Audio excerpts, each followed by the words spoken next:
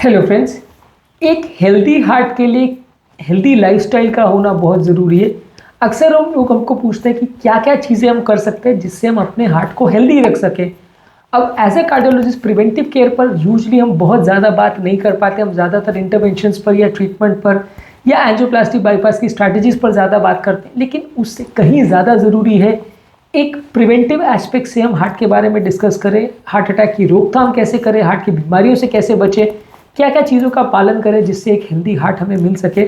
उन चीज़ों पर फोकस करना और डिस्कस करना भी उतना ही ज़्यादा ज़रूरी है जितना कि हार्ट अटैक का ट्रीटमेंट करना। तो आज हम डिस्कस करेंगे कौन कौन सी ऐसी हेल्दी लाइफस्टाइल की चीज़ें जिसे एक व्यक्ति को फॉलो करना चाहिए, हेल्दी हैबिट्स को फॉलो करना चाहिए, जिससे अगर आपको हार्ट का प्रॉब्लम है तो आप हेल्दी हो सके और हार्ट आपका सेफ रह सके।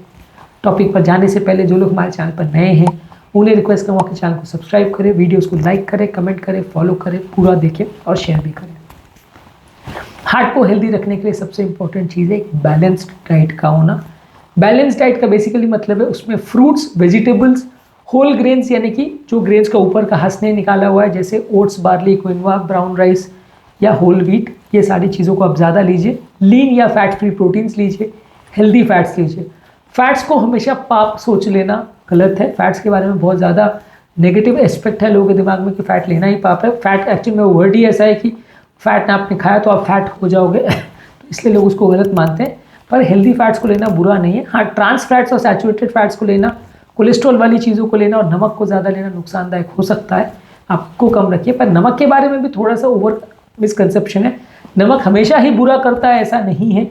यदि आपको ब्लड प्रेशर का ज़्यादा होने का प्रॉब्लम है तो आपको नमक कम रखना है, लेकिन अगर ब्लड प्रेशर लो है या नॉर्मल है तो वहाँ पे नमक कम करने का कोई मतलब नहीं। उससे आपका ब्लड प्रेशर और लो होगा, कुछ खास फायदा नहीं होगा। तो इसलिए ऐसा नहीं है कि हर व्यक्ति जिसका नॉर्मल ब्लड प्रेशर है उसको भी नमक कम रखने की ज़रूरत है। ये ब्लड प्रेशर पर डिपेंड करेगा।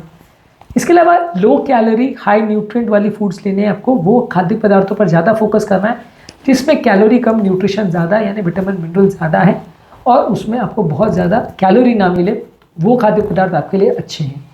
रेगुलर आपको एक्सरसाइज करना है। इसमें योगा, प्राणायाम, डीप ब्रीदिंग एक्सरसाइज, सारी तरह की एक्सरसाइज आपको करनी है। Walking, running, jogging, swimming, cycling, ये तरह की फिजिकल एक्टिविटी आपको डेली करनी है। जहाँ तक पॉसिबल है आपको एक्टिव रहना है। आपको हर चीज़ों में अपने आप को एंगेज रखना है। बैठे बैठे का जीवन नहीं रखना है। लगभग आपको एक हफ्ते में 150 मिनट यानी 30 मिनट पर डे, 5 दिन पर वीक आपको एटलीस्ट एक्सरसाइज करनी है। 1-2 दिन आप रेस्ट लोगे तो चलेगा, पर at least 30 minute per day exercise आपको करनी है।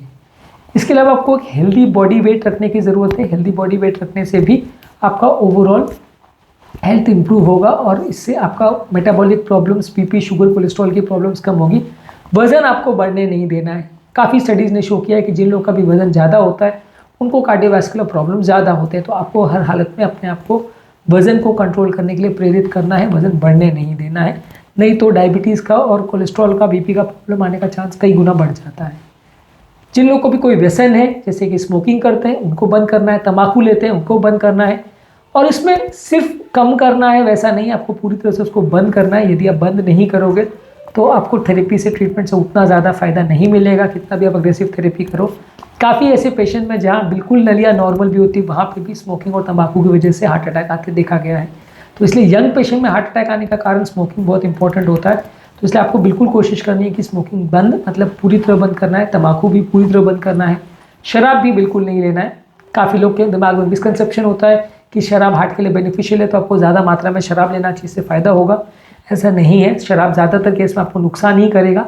इवन रेड वाइन के बारे में भी काफ़ी कंट्रोवर्शियल इशू है कि उससे फ़ायदा होता है कि नहीं। ज़्यादातर आप मान के चलिए, यदि आप रेगुलर अल्कोहल ले रहे हो तो उसके बदले रेड वाइन लोगे तो थोड़ा HDL या गुड कोलेस्ट्रॉल बढ़ाने में मदद मिलेगी। ज़्यादा मात्रा में लोगे तो उससे आपको आदत पड़ेगी, लत पड़ेगी, जो आपको हेल्थ को नुकसान ही करेगा। तो इन सब चीज़ों पर बहुत ज़्यादा फोकस करने से आपको कुछ फ़ायदा नहीं मिलेगा, नुकसान ही मिलेगा। तो रेड वाइन आपको अवॉइड ही करे तो अच्छा है। खासकर अगर अल्कोहल की आदत नहीं है तो बिल्कुल ही अवॉइड करना है। अगर आदत है भी तो भी आप कम रखोगे तो अच्छा है। मानसिक तनाव को लोग अक्सर इग्नोर करते हैं। यूजली मानसिक तनाव हमारे बॉडी में बहुत सारी इंपॉर्टेंट बीमारियों को लेके आता है। जितना ज़्यादा स्ट्रेस हमारी बॉडी में रहता है उतना स्ट्रेस हार्मोन्स बनते हैं और ये हार्ट अटैक लगने के लिए एक इंपॉर्टेंट फैक्टर होता है। योगा, प्राणायाम, डीप ब्रीदिंग एक्सरसाइज, ये सारी चीज़ें करके रेगुलर अपने आप को कंट्रोल में रख के, मेडिटेशन करके, मन से तनाव को हटा के, डॉक्टर या साइकोलॉजिस्ट के साथ डिस्कस करके, उसका थेरेपी लेके हम मानसिक स्ट्रेस को कम कर सकते हैं। इससे हमारी बहुत सारी तरह की बीमारियां और हार्ट अटैक वगैरह होने का चांस भी कम हो जाता है। यदि हम स्ट्रेस में ज़्यादा रहते हैं तो ओवर ईटिंग भी ज़्यादा करते हैं तो इससे भी वज़न बढ़ने का चांस भी बढ़ जाता है, तो इसे भी हमें कंट्रोल करना चाहिए, नहीं तो हेल्थ बिगड़ने का चांस है। इसके अलावा आपको रेगुलर हेल्थ चेकअप्स करने की आवश्यकता है। हालांकि ऐसा नहीं है कि हर 2 महीने में आप डॉक्टर के पास बैठे रहो, पर एटलीस्ट आपको कोशिश ये करनी चाहिए कि हर 6 मंथ्स में या 1 ईयर में एटलीस्ट एक बार हेल्थ चेकअप हो जाए, जिसमें basic cardiac evaluation, BP, sugar, cholesterol का इवैल्यूएशन, बेसिक कार्डियक फंक्शंस या नॉन कार्डियक फंक्शंस और किडनी के खासकर जांचें, इतनी चीज़ें भी अगर हो जाएगी तो भी ज़्यादातर सफिशिएंट है। बहुत ज़्यादा इस पर खर्चा करना है और पूरा फुल मेटाबॉलिक पैनल आपको कराना है और 1000 तरह के हार्मोनल एनालिसिस कराने, ऐसी कोई ज़रूरत नहीं है।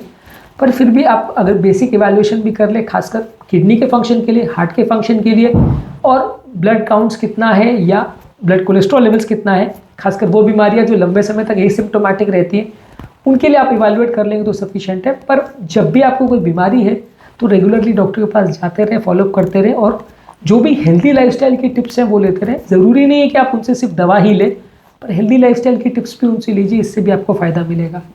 इसके अलावा आपको अच्छी नींद रखने की ज़रूरत है। लगभग 7 से 9 घंटे रेगुलर आपको सोने की ज़रूरत है। लोग कई बार नींद को इग्नोर करते हैं, लोग 2-2, 3-3 घंटे सोते हैं, पूरी रात काम करते हैं, मेहनत करते हैं।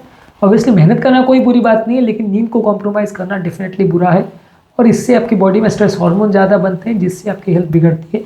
यदि नींद का प्रॉब्लम है तो इंसोम्निया पर थोड़ा रिसर्च करिए। हमारे चैनल पर भी इंसोम्निया पर काफ़ी वीडियोज़ हैं, उनको देखिए। अच्छी नींद का प्रयास रखिए, अच्छी क्वालिटी नींद आपको मिले, इसका फ़ायदा आपको मिलेगा, तो इस पर थोड़ा फोकस करिए, इसको इग्नोर मत करिए। अच्छी नींद कई बार बहुत सारी बीमारियों से हमको बचा लेती है। इसके अलावा हमको पानी ज़्यादा पीने की आवश्यकता है। ज़्यादा मात्रा में पानी पीने से फ़ायदा मिलता है। हाँ, ज़्यादा पानी पीने का ये मतलब नहीं कि 8 से 10 लीटर पानी पिए, एटलीस्ट हम 2-3 लीटर पानी दिन भर में पिए तो हमारे टॉक्सिक प्रोडक्ट्स को निकाल देती है। इसके अलावा बहुत ज़्यादा कोई डिटॉक्सिफिकेशन करने की या इस तरह की कोई फैंसी थेरेपीज़ करने के लिए जाने की कोई ज़रूरत नहीं है, इसमें आपका पैसा वेस्ट ही होगा। सिर्फ पानी पीजिए, ज़्यादातर टॉक्सिन्स को निकालने में वो और हमारा ओरिजिनल जो डिटॉक्सिफिकेशन सिस्टम्स है वही सफिशिएंट है। इसके लिए बहुत ज़्यादा माथापच्ची करने की कोई ज़रूरत नहीं है। और last but not the least important point ये है कि अपने फैमिली, फ्रेंड्स और रिलेटिव के साथ अच्छे रिलेशनशिप्स रखिए, उनके साथ प्रॉब्लम्स को डिस्कस करिए। कोई भी इशू अगर आता है तो उनसे बात करिए, इससे भी काफ़ी प्रॉब्लम सॉर्ट आउट होते हैं और हमारा अच्छा हेल्दी रिलेशनशिप और माइंड भी हेल्दी रहता है, फ्रेश रहता है। यदि हम उनसे बात नहीं करते हैं और लोगों से लड़ते भिड़ते रहते हैं, लड़ाई झगड़ा करते हैं, तो ये हार्ट के लिए नुकसानदायक है। काफ़ी पेशेंट्स में ऐसा देखा गया है कि जब सडन स्ट्रेस आता है तो उसी टाइम हार्ट अटैक ट्रिगर होता है। किसी से झगड़ा या लड़ाई करने के 1-2 दिन के अंदर काफ़ी लोग को हार्ट अटैक आता है। परिवार में किसी की डेथ होने के बाद सडनली हार्ट अटैक आता है, तो ये काफ़ी देखा गया है। तो आपको कोशिश ये करनी है कि इस टाइम मेंटल स्ट्रेस से खुद को बचाएं, लड़ाई झगड़ा या बहसबाजी ना करें, लोगों के साथ अच्छे रिलेशनशिप्स रखें। इससे भी काफ़ी चांसेस ये है कि आपको कार्डियोवैस्कुलर प्रॉब्लम्स या सडन कार्डियक इवेंट्स नहीं होंगे। उम्मीद करूँगा कि आज के टॉपिक में कुछ नई बातें जानने को मिली होगी। जो लोग हमारे चैनल पर नए हैं उन्हें रिक्वेस्ट करूँगा कि चैनल को सब्सक्राइब करें, वीडियोज़ को लाइक करें, फॉलो करें, कमेंट करें, पूरा देखें और शेयर भी करें।